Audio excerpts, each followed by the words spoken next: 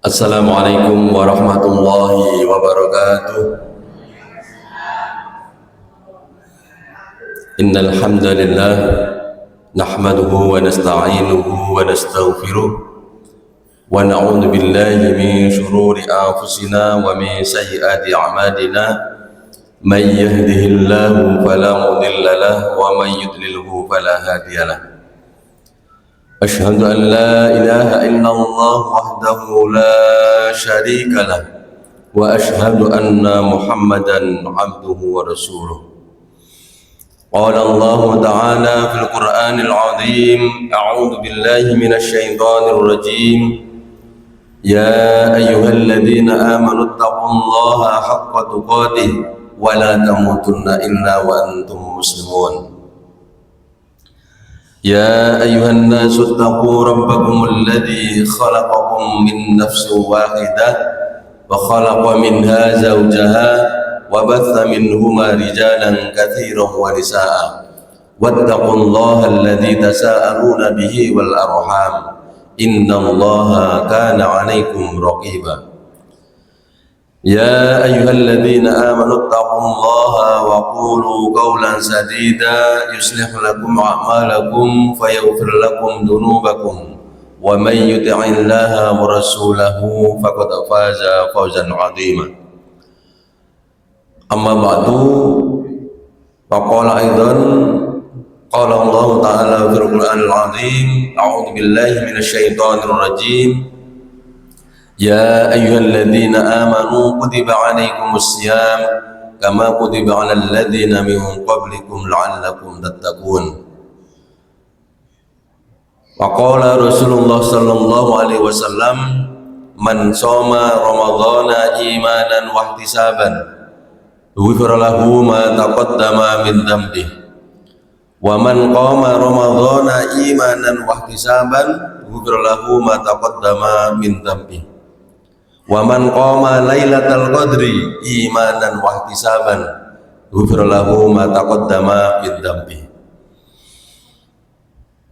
Bapak Ibu jamaah majelis ta'lim rahimakumullah, pada sore hari ini tiada kata yang pantas kita ucapkan kecuali ucapan alhamdulillah, rasa syukur kehadirat Allah Subhanahu wa taala.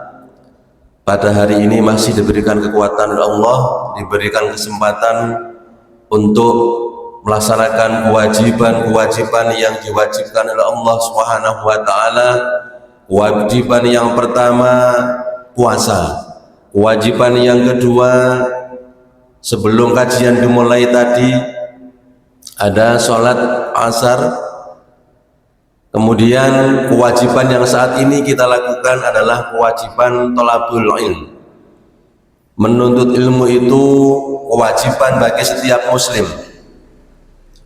Orang yang beriman kepada Allah, orang yang mengaku Islam, hendaknya dia mencari ilmu, terutama ilmu agama. Ilmu agama dan ilmu yang lainnya dipelajari. Ilmu umum boleh, tapi jangan lupa kemudian kita meninggalkan ilmu agama. Karena perintah Allah, thalabul ilmi fardhatun ala kulli muslim. Kewajiban menuntut ilmu agama bagi setiap muslim. Kalau kemudian ternyata kita tidak mengikuti apa yang diperintah Allah secara keseluruhan, secara kafah, maka nanti semuanya akan ditanyai pertanggungjawabannya di hadapan Allah Subhanahu wa ta'ala. Kullukum ra'in wa kullukum mas'ulun an ra'iyati. Setiap kamu itu pemimpin dan akan ditanyai pertanggungjawabannya di hadapan Allah Subhanahu wa ta'ala. Ketika sudah mulai balik, maka kita punya kewajiban untuk melaksanakan perintah Allah dan menjauhi segala larangan Allah Subhanahu wa ta'ala. Makanya ketika umur 7 tahun itu rata-rata belum balik, 9 baru rata-rata sudah ada yang balik. 7 tahun diperintahkan untuk ngajari anak-anak kita untuk sholat. 3 tahun kemudian umur 10 tahun Kalau kemudian ternyata sudah balik, maka ketika dia tidak melakukan apa yang diperintah Allah, maka diperintah untuk memukul. Tapi mukulnya betul dikepui, mboten. Zaman biyen dikepui. Alhamdulillah saat ini inna lillahi dilaporno wong tuane. Anggetan. Beda zaman dulu dengan zaman sekarang. 10 tahun kalau sudah balik, maka harus dijaga mulai dari sholatnya, mulai jaga auratnya. Kan dari kecil kita diperintah untuk ngajarin apa? Ngajari tidak hanya sholat. Nek perempuan, nak perempuan itu auratnya ini sama ini, yang boleh diantaranya ini dan ini. Awal-awal musuh, waduh, angel bu, nggak mau. Awal-awal sebelum balik, pas baca sholat itu loh, diajari. Pas wae balik sudah siap. Nah ini pun pas balik baru dikasih tahu. Nah ini agak susah nanti. 3 tahun kan lumayan nggih untuk melatih anak-anak untuk mengikuti perintah Allah. Kewajiban bagi perempuan apa? Sholat dan juga menutup aurat. Karena rata-rata itu tergantung kebiasaan dari orang tuanya. Anaknya diajari suruh pakai kerudung, nutup aurat, ibu ternyata boten, melangkah nang teras mengenai Allah didis diluk doai, jari anak Allah bu sampean ya ngoten. Napa berarti turunan kita itu akibatnya apa? Mengikuti kita, yang awalnya kita pengen baik tapi menjadi tidak baik. Makanya Rasulullah itu uswatun hasanah, contoh teladan yang baik. Jadi kalau kita ingin punya keturunan wa dzurriyyatina, mari kita arahkan diri kita jaga diri kita, keluarga kita. Bahkan saya sampaikan lagi, ya ayyuhalladzina amanu qu anfusakum wa ahlikum naro waquduhan nasu wal hijarah, yang bahan batunya adalah batu dan manusia. Batu itu kan apa? Berhala-berhala yang dijadikan sesembahan. Kalau keturunan kita pengen baik, kita berdoa, Rabbana hablana min azwajina wa dzurriyyatina qurrata a'yun. Maka kita harus memiliki keturunan yang baik. Karena kalau tadi saya sampaikan, kalau kita menikahkan kita sendiri nikah, anak-anak kita juga nikah, apa pilihannya? Keturunan yang baik, wali nasabiha, wali dinihan using saya. Nah terkait itu kita lanjut kisah Rasulullah Shallallahu Alaihi Wasallam, dimulai dari nasabnya Rasulullah Shallallahu Alaihi Wasallam.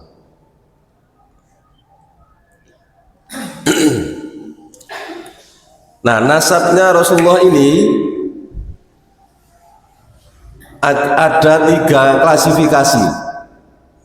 Yang pertama dari Rasulullah sampai bin Adnan. Niki riwayat yang sahih tentang nasab Rasulullah sampai ke bin Adnan.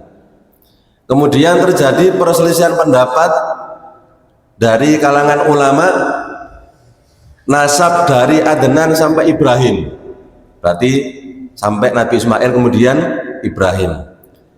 Yang banyak yang tidak sahih itu nasab dari Nabi Ibrahim sampai Nabi Adam. Jumlah nasabnya dari Nabi Muhammad sampai kepada Adnan bin Adnan itu 21 nasab. Dari Adnan sampai Ibrahim juga 21 nasab.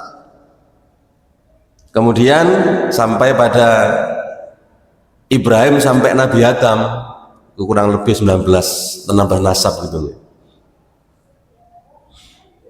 Nah kita hitung dari klasifikasi pertama. Kemarin kita sampaikan bahwa ada 3 kelompok Arab jahiliyah, salah satunya adalah dari keturunan Nabi Ismail. Kita urut, kalau tadi dari apal nih, bin Mudhar bin dan terusnya gitu. Yang pertama Muhammad bin Abdullah. Kan bapaknya Nabi Muhammad sinten? Abdullah. Putrane sinten? Abdul Muthalib. Dulure sinten? Dulure Abu Thalib. Nah, nama Abdul Muthalib artinya Syaibah. Nama aslinya Syaibah. Syaibah niku karena pas lahir niku pun enten wani. Hadi jenengi Syaibah. Kanggo jenengan bisa ngoten nggih. Oh, lahir isuk jenengi Fajar. Nah, lahirnya pas Ramadan dijenengi Ramadhani. Nah, sing kula niki nggih enten critane nggih. Biyen terus bapak kula niku api dijenengi Sugeng. Sugeng rawuh napa duka. Terus manten niku diperubah dadi Mugiono. Apa kok Mugiono? Soalnya biyen niku loro-loroan ngoten critane.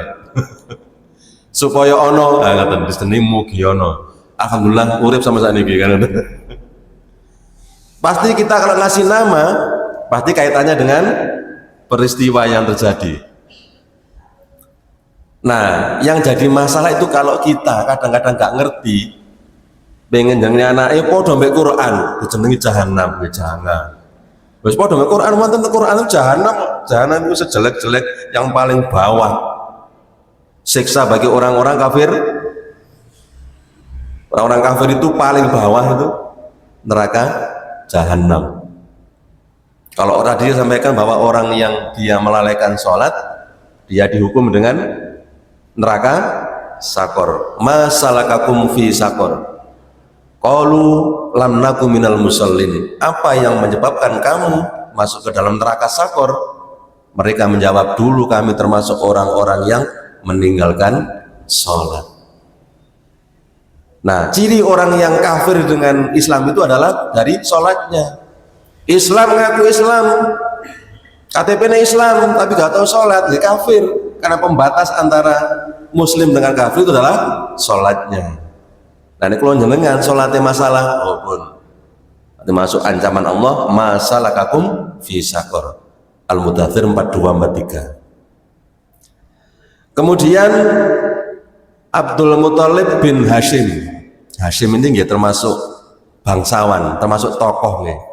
Jadi memang Allah mendesain bahwa keturunan nasabnya Rasulullah SAW itu dari kalangan apa? Kalangan atas, bukan kalangan bawah. Nama aslinya niku Amr. Kemudian bin Abdul Manaf, nama aslinya Al-Muhirah. Kemudian bin Qusay, nama aslinya Zaid. Kan biasa diceluk panggilan ya. Kalau niku teng kantor, niku keren, namanya Pak Gio, ngoten. Keren ya. Nek teng kantor nggih Mugi. Nek teng riyen teng Surabaya niku diceluk Sugi. Nah, ngoten. Wis karepe wis. Ada nama panggilan, tapi panggilan sing sae. Mboten panggilan sing elek-elek, mboten. Terus sampai neluk koncone, mbok sing masalah panggilan sing apik aja sing elek. Tenang, asalkan sama dengan doa itu. Kemudian bil Kilab bin Murrah bin Ka'ab bin Lu'ay bin Ghalib bin Fihr. Nah, Fihr ini adalah dari golongan suku Quraisy. Fihr inilah yang kemudian menjadi apa nama di sana sebagai suku Quraisy. Bin Malik bin Nadhr, nama aslinya Qais. Bin Kinanah bin Huzaimah bin Mudrikah, nama aslinya Amir. Bin Ilyas bin Mudhar bin Nizar bin Ma'ad bin Adnan, ke atas sampai Adnan. Ini riwayatnya sahih. Sampai Adnan itu 21 nasab. Kemudian yang nomor 2 dari Adnan ke atas sampai Ibrahim. Ini perselisihan pendapat. Ini juga sama, 21 nasab. Dari Adnan bin Humaisi bin Awas bin Bus bin Kiwal bin Ubay bin Awam bin Nasid bin Haza bin Bardas bin Yadab, sampai terus dawa sampai selikur. Nah, Ustaz Hidayat apal nih. wapal bla bla bla bla gitu. Sampai kemudian bin Ismail bin Nabi Ibrahim. Berarti kita ini derek sinten? Kan Nabi Adam niku nggak ada pinten yogone 20 ping pindho kembar-kembar nggih. Lanang wedok lanang wedok. Nah, terus kita ini ikut yang mana kan ngoten? Apakah dari garis keturunan Rasulullah sing disebut dengan Habib niku? Nggih. Kula nggih mboten semerap niku temen apa.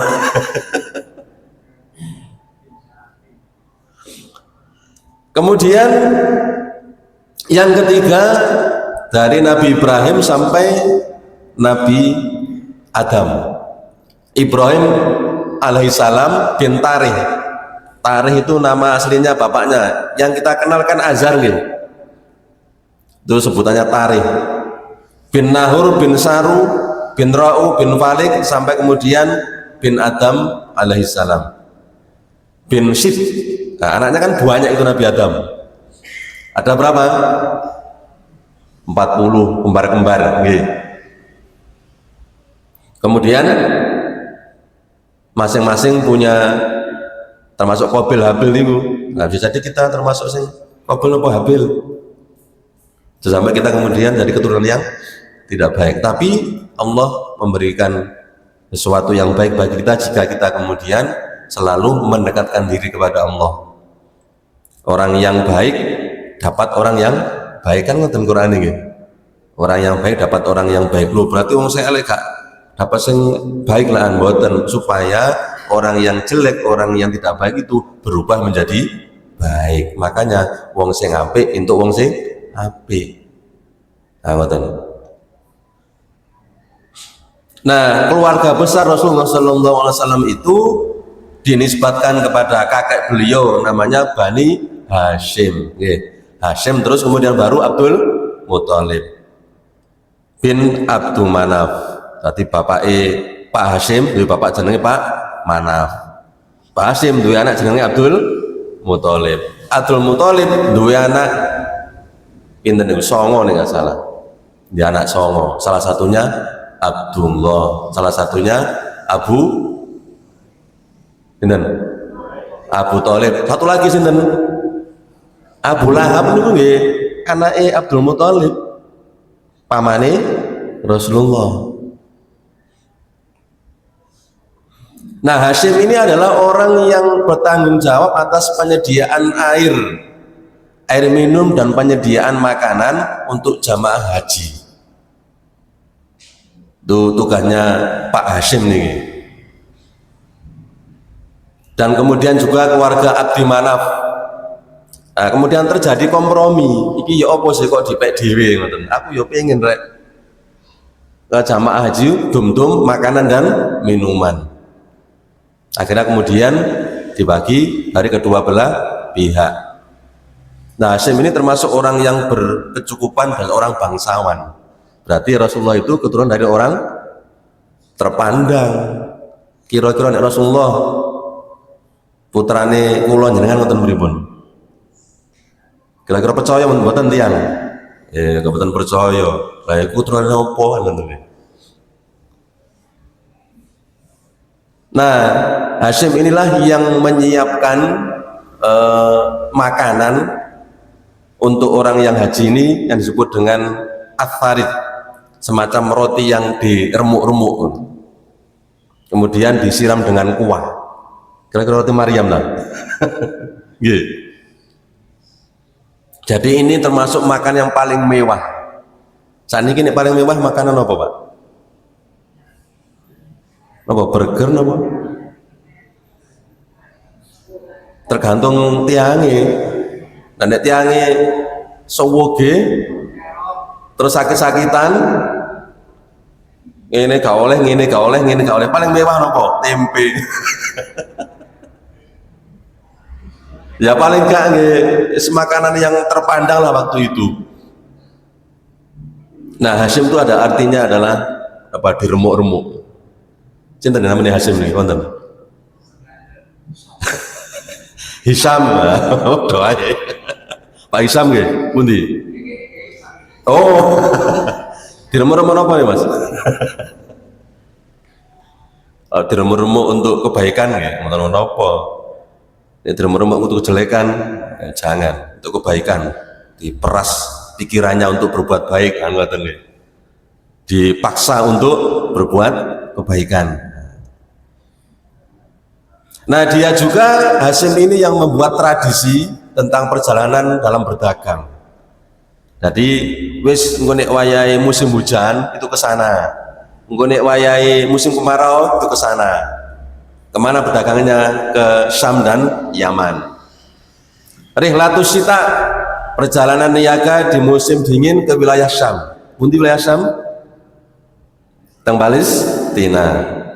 Kemudian Rihlatus Saif, perjalanan niaga di musim panas ke wilayah Yaman. Al-Quraisy niku nggih. Li'ila fi Quraisy ila fihim dan seterusnya.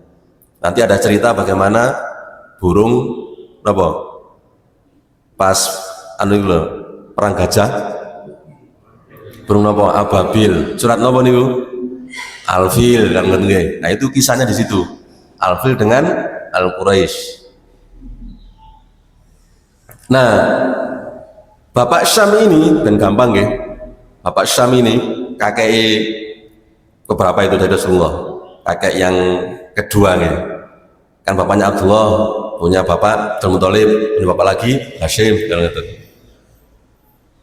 Berniaga ke Syam, namun ketika di Madinah ternyata beliau menikah dengan Salma binti Amr, salah seorang putri dari Bani Adi bin An-Najjar.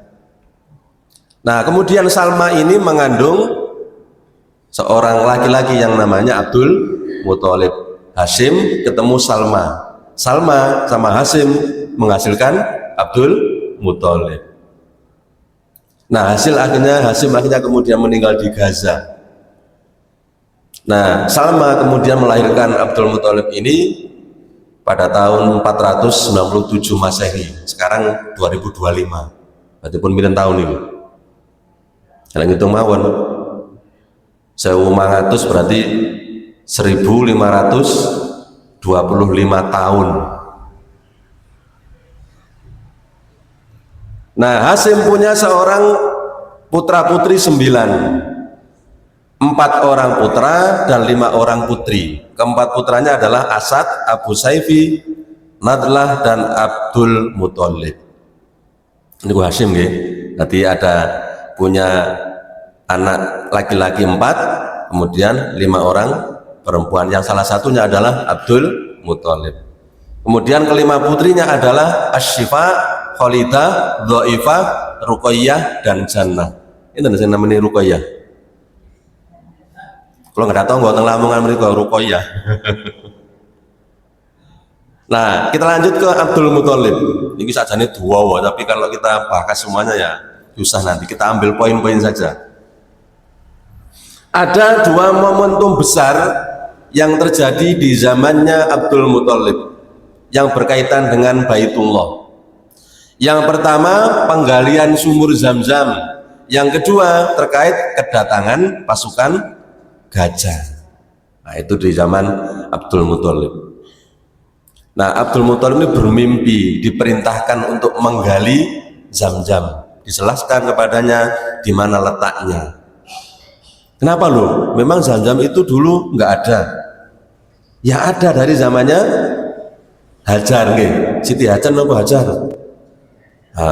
Ben bolak-balik ning kula sampai no. Siti nu Sayyidah Tina. Aminah nih, Aminah mboten Siti Aminah.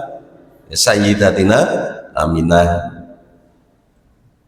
Lantas kemudian beliau melakukan penggalian dan ditemukan benda-benda bekas perang yang terpendam, yang dulu dikubur oleh suku Jurhum ketika mereka akan keluar meninggalkan Mekah. Nah, benda-benda tersebut berupa pedang, berupa tameng besi, dan 2 pangkal pelana. Kemudian sama beliau, kedua-duanya ini kemudian didaur ulang bahasanya ngoten. Didaur ulang, satu dijadikan pintu, yang satunya yang dari emas itu dipotong-potong, ditempel ke pintu Ka'bah. Makanya saat ini kan ketinggal nggih. wonten pintune kaya ngoten, kemudian enten emase. Nah, itu mulai dari Abdul Muthalib. Habis hasil dari penemuan penggalian untuk dalam rangka mencari air Zam-Zam. Tapi nemu barang itu mau. Wis akhirnya didagekno pintu, kemudian pelana yang dari emas itu dipotong-potong, dibentuk, ditempel di pintu Ka'bah. Bisa dibayangkan nggih? Oh, ngono ya, ngoten nggih. Kemudian dia juga memberi minum air Zam-Zam bagi jamaah haji. Nah, ketika sumur Zam-Zam sudah mulai kelihatan, orang-orang Quraisy mempermasalahkannya. Mereka berkata kepada Abdul Muthalib, izinkan kami bergabung. Semari ngono bilang, loh gak iso, iki khusus gawe aku iki. Ngoten. Tapi kemudian ngeyel, gak percaya, loh gak iso, aku ya pingin, kan ngoten. Maka kemudian mereka menggelar permasalahannya ke sidang pengadilan yang dipimpin oleh seorang dukun wanita dari Bani Sa'id, dari Bani Sa'ad di pinggiran negeri Syam. Namun dalam perjalanan mereka kehabisan bekal dan Allah tidak menurunkan sama sekali air kepada dia, sementara Abdul Muthalib diberikan hujan.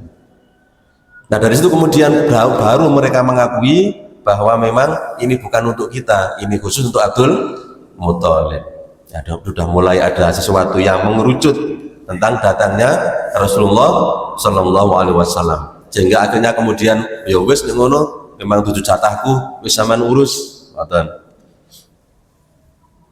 Nah, saat itulah karena dia merasa diberikan sesuatu oleh Allah, maka kemudian dia bernazar, ya wis, kalau nanti aku dikaruniai seorang putra 10 orang,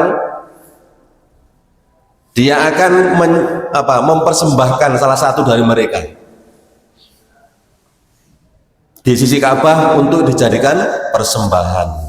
Jadi bernadar. Nah, kelebihannya orang Arab niku konsisten ini yang kelebihannya. Walaupun mereka itu jahiliyah, tapi konsisten dalam berjanji.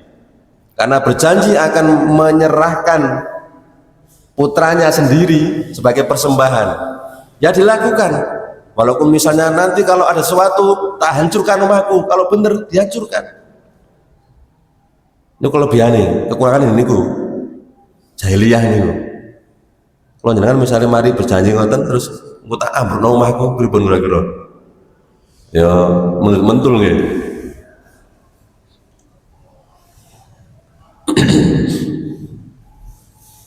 Nah, kemudian kita ringkas dari dua momentum itu terkait dengan adanya Ka'bah dan juga adanya pasukan gajah itu. Ketika Abrahah As-Sabahah Al-Habsyi, wakil An-Najasyi atas negeri Yaman, melihat orang-orang melakukan haji di Ka'bah, dia membangun gereja. Ini mulainya apa? Terjadinya nanti perang pasukan gajah niku. Gara-gara ini. Jadi ada orang yang Abrahah As-Sabah Al-Habsyi, wakil umum An-Najasyi atas negeri Yaman, melihat orang-orang kok podo kajirono kabeh, dia pengen nyaingi ngoten lho. Pengen nyaingi, kemudian membuat gereja yang amat megah di San'a supaya mereka beralih kiblatnya ke gerejanya. Tapi kemudian niatnya itu didengar oleh orang-orang Quraisy dari Bari Kinanah.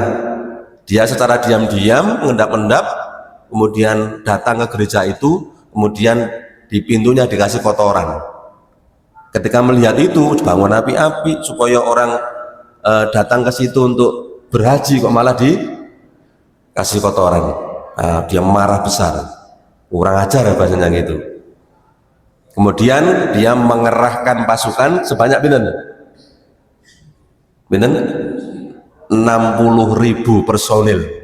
1.000 semakin 60.000. Coba bayang no, 60.000 untuk meluluhkan Ka'bah. Kemudian dia juga memilih gajah. Gajahnya jumlahnya 13. gede-gede khusus. Nah, dalam meneruskan perjalanan sampai kepada suatu tempat bernama Al-Muhammas, ternyata ketika menyiapkan di tempat itu, kemudian berjalan, gajah ini gak gelem melaku, Pak. Ketika ke arah Ka'bah itu gak gelem melaku, lunggu. Ketika Ka'bah, lunggu. Tapi ini dihadapkan arah selatan, timur, dan lainnya selain ke Ka'bah, jalan dia. Nah, ini mulai Allah menunjukkan kekuasaannya. Kemudian ketika tadi posisinya dia itu ketika nggak mau jalan ini di lembah Mahsir, itu antara Musdalifah dan Mina, dekat nggih. Kalau yang pernah haji atau umroh kan, kalau yang haji sudah lewat situ, kalau yang belum haji yang umroh dikasih tahu, ini nanti di Musdalifah, nanti di Mina dan seterusnya. Di antara itu, saat disitulah kemudian gajahnya muka gelem melaku. Kira-kira terus jauh nggak? Masih jauh kalau dari situ Ka'bah nggih. Hati arah ke sana itu nggak mau duduk.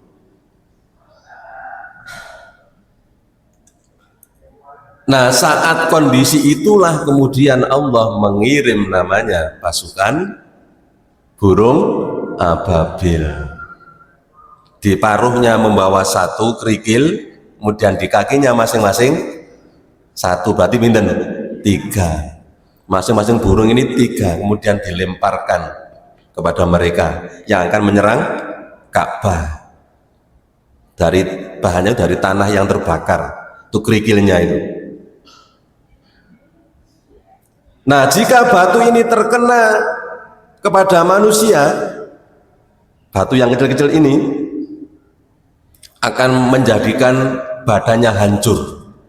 Jenenge diwantemi burung niku mau langsung kocar kacir nggih. Ana sing kena langsung mboten. Sing kena niku langsung apa ajur. Padahal cuma telu. Nah, nek dibelekno sak tiang ngoten nggih. Ku telu tok, tapi kan akeh bawah. Itu dari pasukannya Abraha itu. Nah, kemudian orang-orang Quraisy yang akan melawan ini dengan kondisi perang pasukan yang begitu banyaknya, mereka mundur lari ke gunung-gunung. Tapi kemudian melihat kejadian itu, kemudian mereka langsung turun, kemudian pulang ke rumahnya masing-masing atas kuasa Allah. Nah, bagaimana dengan Abraha sendiri? Allah kirimkan pada dia suatu penyakit nih sama Abraha yang akan memimpin, yang sudah memimpin pasukan gajah itu, yang penyakitnya itu membuat sendi-sendinya menjadi apa? Tanggal berjatuhan, moro-moro protol, Pak. Penyakit apa itu? Allah yang memberi. Tangannya moro-moro protol, sikile protol, giginya ya protol, cuma protoli. Sampai kemudian ketika dalam berjalan itu sampai dada yang terbelah, sampai ketok hati nih Pak, ketok jantungnya sampai ngoten. Ini azab Allah. Kira-kira neraka ngoten pripun? Itu di dunia loh. Apalagi nanti di neraka. Kemudian pelan-pelan hancur, kemudian roboh, kemudian mati. Itu yang dialami oleh Abraha. Kalau pasukannya tadi dilempar dengan kerikil dari neraka itu dan dibawa oleh burung ababil, itu menghancurkan tubuhnya. Nah, itu subhanallah. Nah, peristiwa tersebut terjadi pada bulan Muharram, 50 hari atau 55 hari menurut pendapat mayoritas sebelum kelahiran Rasulullah Shallallahu Alaihi Wasallam. Itu berarti posisinya Abdullah dengan Aminah berarti sudah nikah. Nah, Abdullah dengan Aminah ini juga sama-sama dari golongan orang yang terpandang, suku yang terpandang, dari bangsawan. Tadi mumpama kula jenengan ndolek mantu, biasanya ndolek sing sugih napa sing padha ae. Kadang-kadang ya sing sugih rek. Kadang-kadang gak aku isinku malah dilokno padha-padha ae. Ya biasanya orang yang kaya itu mesti ndolek sing sing kaya. Ndelok sing gak duwe ki wangel kan ya. Enggak bener-bener imannya kuat. Padahal rezeki itu bukan karena si kaya, bukan. Rezeki itu karena Allah yang memberi. Nah, kadang-kadang ternyata menantunya ya biasa-biasa saja. Tapi ketika sudah menikah, Allah memberikan rezeki yang lebih, bisa mengungguli mertuanya dan seterusnya. Dan itu juga harus kita pikirkan. Jangan sampai kita hanya melihat harta tahta wanita.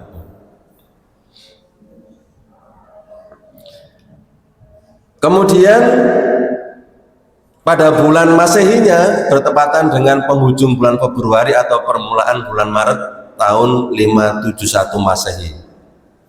Nah, peristiwa ini diibaratkan sebagai prolog tentang akan lahirnya, akan datangnya seorang Nabi Rasulullah Sallallahu Alaihi Wasallam.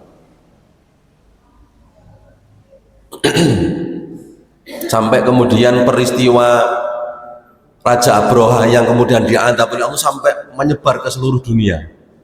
Nah, dari situlah kemudian Allah menunjukkan bagaimana kemuliaan, kesucian Baitullah, rumahnya Allah yang disebut dengan Ka'bah. Nah, putra-putri Abdul Muthalib itu jumlahnya 16. Ternyata nadarnya itu dikabulkan oleh Allah, seorang laki-laki semuanya 10, kemudian yang perempuan adalah 6. Al-Harith Az-Zubair Abu Thalib, kemudian Abdullah ayahnya Rasulullah Sallallahu Alaihi Wasallam, Hamzah Abu Lahab, Al-Waidak, Al-Muqawwam, Safar, Al-Abbas. Kalau putrinya Ummul Hakim, Barroh, Atikah, Sofia, Arwa, Umaymah. Nah, ibunya Abdullah bernama Fatimah binti Amr bin Aid bin Imron bin Mazum bin Yakzah bin Murrah. Nah, Abdullah ini dari saudara-saudaranya itu anak yang paling tampan, anak yang paling ganteng, yang paling bersih jiwanya, yang paling nurut, sehingga bapaknya ini sangat menyayangi Abdullah. Nah, sebenarnya dialah itu yang akan dijadikan kurban dari apa nadarnya Abdul Muthalib. Sing meneng, sing pinter, sing ganteng akan dijadikan kurban untuk nadarnya. Nah, ketika sudah waktunya, kemudian Abdul Muthalib akan mulai melaksanakan nadarnya dengan mengajak Abdullah untuk dibunuh. Tapi kemudian saat akan terjadi, keluarganya termasuk pamannya atau saudaranya itu nggak boleh. Loh, jangan. Terus ya apa terus nadar itu ya apa aku kadung nadar iki. Tapi ya terusan. Wis ngene ae. Akhirnya mereka membuat solusi. Sampeyan datang kepada seseorang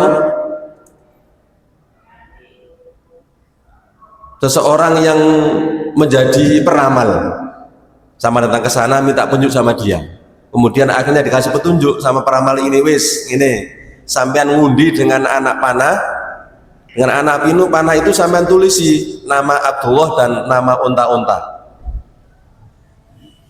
Kemudian ketika dipanahkan diundi yang muncul napa? Abdullah. Nah, si peramal ini menyampaikan, nanti Abdullah ini kalau muncul Abdullah, lu sampean ganti dengan 10 ekor unta. Dipanah meneh sampai nomor loro.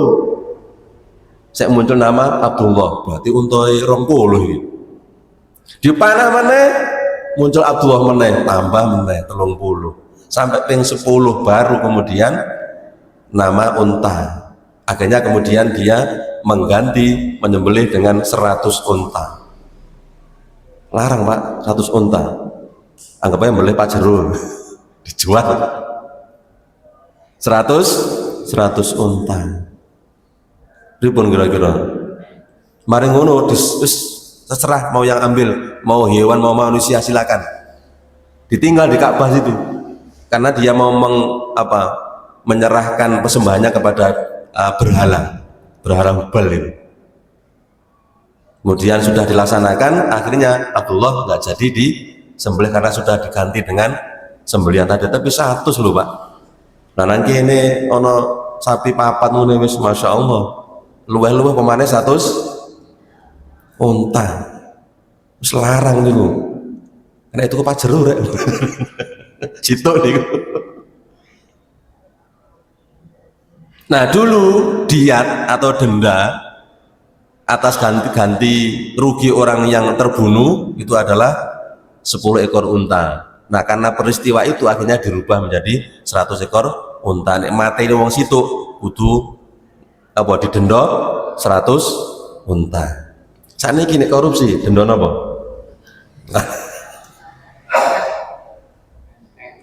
Enteng nggih.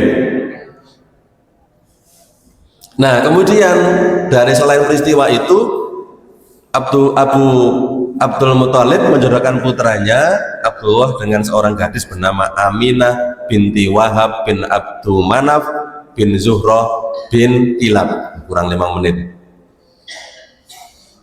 Nah, Aminah ini juga termasuk wanita idola. Cinta Aminah niki wonten.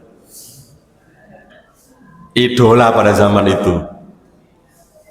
Keturunan pemuka suku Bani Zuhroh secara nasab dan kebangsawanannya. Kemudian Abdullah pun dikawinkan dengan Aminah dan membina rumah tangga di Mekah. Tidak berapa lama kemudian Abdullah dikirim oleh Abdul Muthalib ke Madinah untuk membeli kurma, jualan dagangan di situ. Ternyata kemudian Abdullah ini meninggal dunia. Menurut riwayat lain, versi lain, dia pergi dalam rangka berniaga ke negeri Syam dengan memandu rombongan niaga Quraisy, kemudian dia singgah di Madinah, kemudian mengalami sakit sehingga akhirnya meninggal di sana dan dikuburkan di Dar An-Nabiwah Al-Ja'di. Nah, pada saat itu Abdullah umurnya baru 25 tahun. Umurnya 25 tahun sudah meninggal sebelum kelahirannya Rasulullah Shallallahu Alaihi Wasallam. Riwayat lain, dia wafat 2 bulan setelah kelahiran Rasulullah Shallallahu Alaihi Wasallam. Seluruh harta yang ditinggalkan Abdullah adalah 5 ekor unta, sekumpulan kambing, seorang budak wanita dari Habasyah bernama Barokah yang kunyahnya nama panggilannya adalah Ummu Aiman. Nah, Ummu Aiman kan sing ngasuh sinten? Sing ngasuh Rasulullah. Ummu Aiman. Ada pertanyaan? Ini sudah selesai dari nasabnya Rasulullah. Nanti kita masuk pada pertemuan berikutnya terkait tentang awal mula lahirnya Rasulullah Shallallahu Alaihi Wasallam. Pada pertemuan yang tergantung nanti jadwalnya. Sebenarnya apa yang tadi disampaikan niku terlalu dipadatkan. Sebenarnya pada saat niku nopo Raja Abraham mau menyerang Ka'bah niku kan ada negosiasi antara Abdul Muthalib kalian Abraham piyambak. Nggih, itu memang begitu. Tetapi karena ini supaya diringkas, supaya ya cepatlah pemahamannya itu. Kalau mau murni ya sak buku Pak. Ya termasuk niku wau pada saat Abdullah dikorbankan, sebelum Abdullah dikorbankan itu kan sedaya yogane kan diundiri ya. Nggih. Memang begitu. Memang diundi siapa yang yang mau dikorbankan. Tapi kemudian muncul Abdullah tadi kan sudah tadi nggih tentang kisah itu. Jadi ketika diundi dengan panah tadi nggih Pak, dengan panah ternyata muncul Abdullah. Akhirnya karena peramal ini menyampaikan nanti bisa diganti dengan 10 unta. Di panah meneh ternyata muncul Abdullah meneh, sehingga kemudian akhirnya menjadi 20. Sampai ping 10 baru muncul nama unta. Akhirnya kemudian mengorbankan sebanyak 100 unta tadi. Jadi kisah ini sebenarnya panjang, memang saya ringkas supaya apa? Paling tidak bisa mewakili lah. Ada 3 menit, gitu. Monggo. Gimana? Kalau nggak salah itu lupa saya. Ada termasuk pohon juga itu, ada pohon juga. Bisa jadi dari surga, kan Allah mengutuskan, terserah Allah ya. Ya hanya sebagai pendapat dari seorang ulama kan gitu. Tetapi secara detailnya wallahu a'lam, kita nggak tahu. Kan Allah mau buat apa kan, kun fayakun. Termasuk ketika Nabi Ibrahim ketika dibakar, kemudian dengan izin Allah akhirnya bisa dingin, padahal apinya luar biasa. Termasuk ketika Nabi Ibrahim mencari Tuhan, kemudian Allah menunjukkan, coba kamu bunuh burung ini, kemudian kamu pecah, kamu jatuh di sana, taruh di sana, kemudian bisa ngumpul. Intinya yaitu terserah Allah, hanya sebagai pendapat dari seorang astrolog, seorang ahli hisab, ahli nasab, dan semuanya itu adalah pendapat. Makanya beberapa versi macam-macam. Ngoten. Nggih, ada yang lain?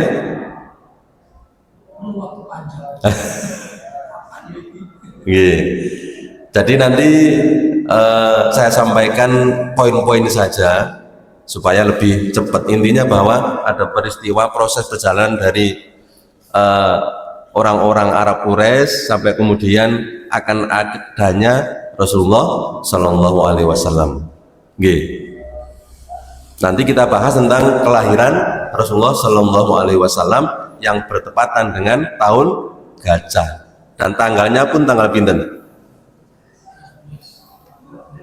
Kalau dari yang saya baca dari seorang ulama itu 9 Rabiul Awal. Tapi di Indonesia diakui 12 Rabiul Awal, tapi tidak ada yang kejelasan tanggal berapanya. Makanya kemudian kalau kita mau memperingati Maulid Nabi juga jelas kita tanggal piro sih teman kan. Jadi itu gambaran nanti ke depannya bagaimana tentang lahirnya Rasulullah. Mungkin sudah pernah ada cerita, misalnya ada beberapa kisah yang memang dhaif, ada yang sahih, diantaranya adalah ketika ibunya melahirkan, kemaluannya ketika melahirkan itu keluar cahaya. Sudah pernah seperti itu? Keluar cahaya. Sampai akhirnya negeri Syam dan negeri yang lainnya kemudian menjadi sinar dari negeri yang lain. Itu yang sahih. Yang lain banyak ceritanya, tapi tidak sahih. Makanya kalau kita baca buku, ya kita harus banyak referensi. Minimal kita baca Al-Bidayah wan Nihayah. Tapi nggih mainten doae. Tapi kalau kita kisahkan ya tidak mungkin diceritakan sampai detail, nggak mari-mari. Ya paling tidak singkat-singkat. Itu tadi sebenarnya juga banyak Pak, tentang kondisi ekonomi, banyak itu kalau mau dikisahkan. Tapi memang saya padatkan supaya sampai kepada Rasulullah. Dan alhamdulillah dengan singkatnya penjelasan itu sampai pada nanti kita akan mulai dari awal lahirnya Rasulullah Sallallahu Alaihi Wasallam. Insyaallah begitu. Ada pertanyaan yang lain? Yang lainnya pertanyaan yang lain terkait selain ini. Yang lain Ustaz. Mungkin sebagian kita tidak memahami bahwa ini masalah zakat. Zakat. Jadi zakat fitrah itu kan dikhususkan untuk fakir dan miskin. Nah sementara ada yang punya pendapat itu 8 asnaf, 8 yang fakir, miskin, amil dan seterusnya itu Ustaz. Nah yang 8 ini sebenarnya itu dia berhak di zakat apa? Yang 8 itu dia berhak di zakat mal. Yang zakat fitri khusus fakir miskin, tidak boleh diberikan kepada di golongan ini ada sabil, ada amil, ada ghurim, ada apa wali mu'alaf. Sabil kan gak masuk. Yang sabil niku merjuangno masjid sampai mboten kerja, kira-kira terus dugi pun di nedone. Jadi dari zakat mal diberikan kepada 8 golongan. Kalau zakat fitrah khusus untuk fakir miskin. Kita nggak boleh nyalai aturan, karena ini kan kita sami'na wa atokna, kita mengikuti apa yang diajarkan, diperintahkan Allah dan diajarkan Rasulullah Sallallahu Alaihi Wasallam. Jadi nggak bisa, kecuali ada sisa. Nah, itu yang ada sisa. Oh, ada yang zakat itu minimal sebenarnya dia nggak sampai 2,5, sebenarnya sudah di-up menjadi 2,5 kilo, di-up lagi menjadi 3 kilo. Nek pengen 5 kilo satu orang, monggo, mboten napa-napa. Minimal supaya nggak mepet, aslinya itu 2,25 aslinya. Sudah di-up menjadi 2,5. Di-up lagi menjadi 3. Dalam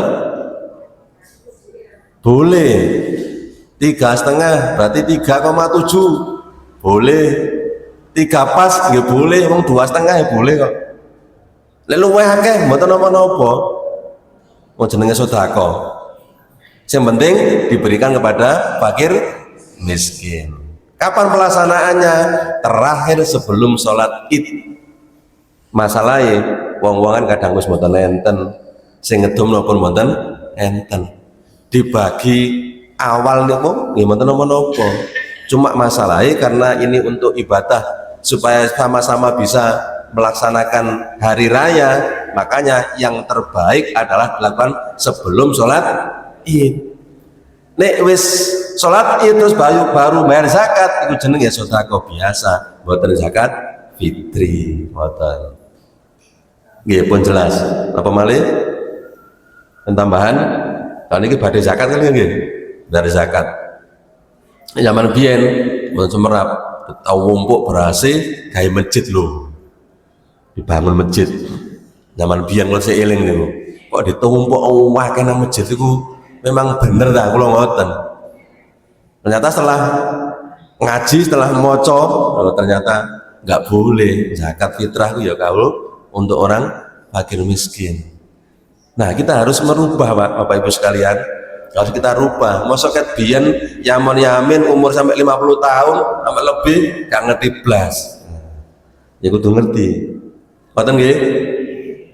Nggih, kurang didik. Monggo sambil nunggu buka.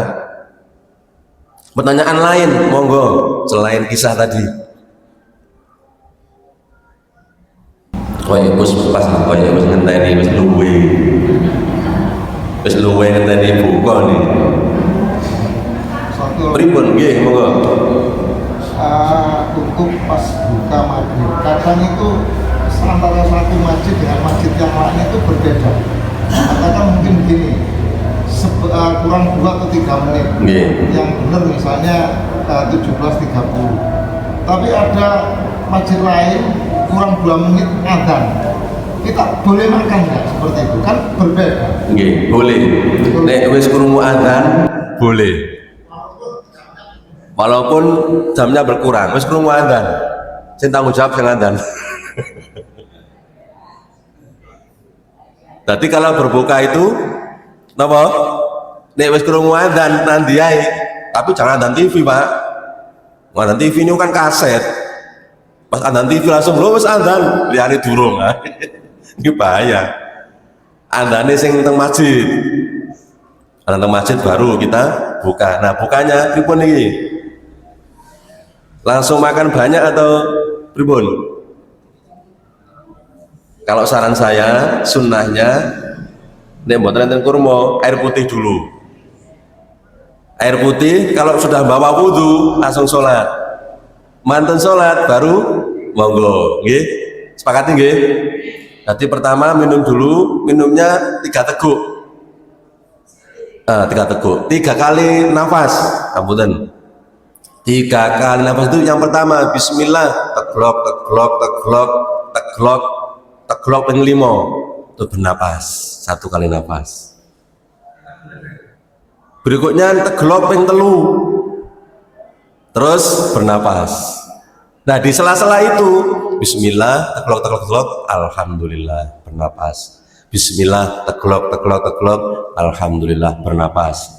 Bismillah teglok teglok teglok alhamdulillah pun Niku sunai. Kenapa? Kalau kita nggak maca bismillah itu mboten enten barokah, terputus barokah. Bismillah, ulang-ulang, alhamdulillah. Hati bismillah. Ah, ngoten nggih. Hati minum saja. Kurmane enten, mboten enten nggih. Nek wonten berarti kurmane boleh 3, boleh 5, boleh 10, boleh 11, boleh. Nggih. Buatan urutane pertama kurma, Nggih. air, Nggih. berdoa. Mboten masuk kula, kalau enggak ada kurma kan air. Misalnya kurma ada, Kurma ada, nek ono rutop, wonten mboten? Wonten rutop. Rutop niku kurma muda, sing seger niku lho enak nggih. Niku rutop. Enten mboten? Mboten. Nek dereng tumbas, berarti napa? Kurma kering, sing beredar niki. Setelah itu kemudian kuwatir kok sek ngelak ya wis ditambahi minum, kemudian sholat nggih. Ngoten nggih. Nah, berdoanya biar lengkap nih. Berdoanya namanya mau makan, mau minum kan baca bismillah. Selesai alhamdulillah. Baru kemudian zahabat dhama'u wa batallatil uruqu wa tabatal ajru insyaallah. Doanya mboten ngeten, zahabat dhama'u wa maksudnya mboten bismillah, makan kurma, terus minum, terus alhamdulillah, dhahabat dhama'u wa batallatil uruqu wa tabatal ajru insyaallah. Tadi ini ismari buka baru dhahabat dhama, mboten badhe buka mboten. Pun ngoten nah. Aku kuwali. Wong durung ngombe jare sudah lepas dahagaku, durung ngombe. Nah, pun pulang didik niki nggih. Ngoten nggih.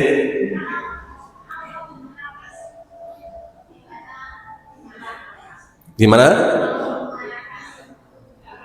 Nggih. Waktu sama, selesai minum dan makan nggih. Doanya boleh dhahabat dhama'u, boleh Allahumma lakasumtu. Karena doa itu kan bebas. Cuma kalau ada yang diajarkan Rasulullah, ya kita pilih yang diajarkan Rasulullah. Waduh, berarti kuwali. Ngoten nggih insyaallah. Baik. Kita tutup dengan bacaan alhamdulillah, doa kafatul majlis. Alhamdulillahirabbil alamin. Subhanakallahumma wa bihamdika asyhadu an la ilaha illa anta astaghfiruka wa atubu ilaik. Wal 'afwu minkum. Assalamualaikum warahmatullahi wabarakatuh.